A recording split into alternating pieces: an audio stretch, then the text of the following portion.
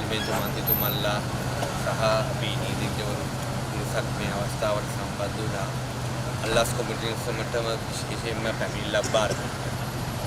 අල්ලස් කොමිසමේ පරීක්ෂණ වලට බාධා වෙන ආකාරයකට කතානායකතුමාගේ පෞද්ගලික ලේකම්වරයා පාර්ලිමේන්තුවේ මහලේකම්තුමියට ලිපියකින් ලිඛිතව යම් තොරතුරු ලබා ගන්න කටයුතු කරලා අපිට ඒ පාර්ලිමේන්තුවේ ඒ මහලේකම්තුමියට ඉදිරිපත් කරලා තියෙන ඒ ලිපිය පෞගිය සතියේ පාර්ලිමේන්තුවේදී මම සභාගත කරනවා.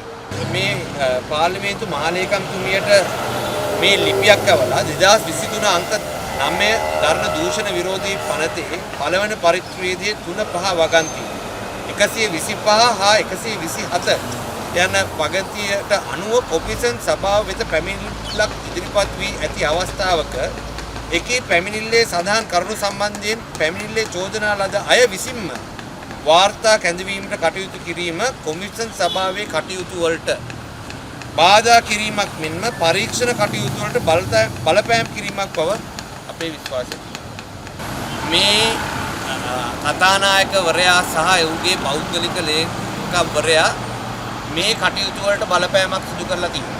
එතකොට දැන් මේ ස්වාධීනත්වය රැකගන්න ආපු මේ ආණ්ඩුව අද මොනවද මේ කරන්නේ? එතකොට පාර්ලිමේන්තුවේ නියෝජ්‍ය ලේකම්වරයාව බලහත්කාරයෙන් බලපෑම් උඩ දොට්ට දැම්මා. එතකොට මේ පාර්ලිමේන්තුවේ ස්වාධීනත්වය කෙලසන්න හදනවා. නීතිපති දෙපාර්තමේන්තුවේ නීතිපතිවරයාට විරුද්ධව යම් කුමන්ත්‍රණ කරනවා. නීතිපති දෙපාර්තමේන්තුව විනාශ කරන්න හදනවා. පොලිසිය මේ වෙනකොටත් එහි තියෙන ස්වාධීනත්වය නැත්තරම නැති කරලා තියෙනවා.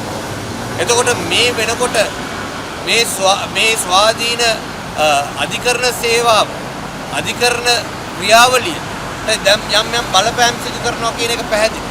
එතකොට අද පැලවත්තට ඕන විදියට තමයි මේ රට ක්‍රියාත්මක වෙන්නේ.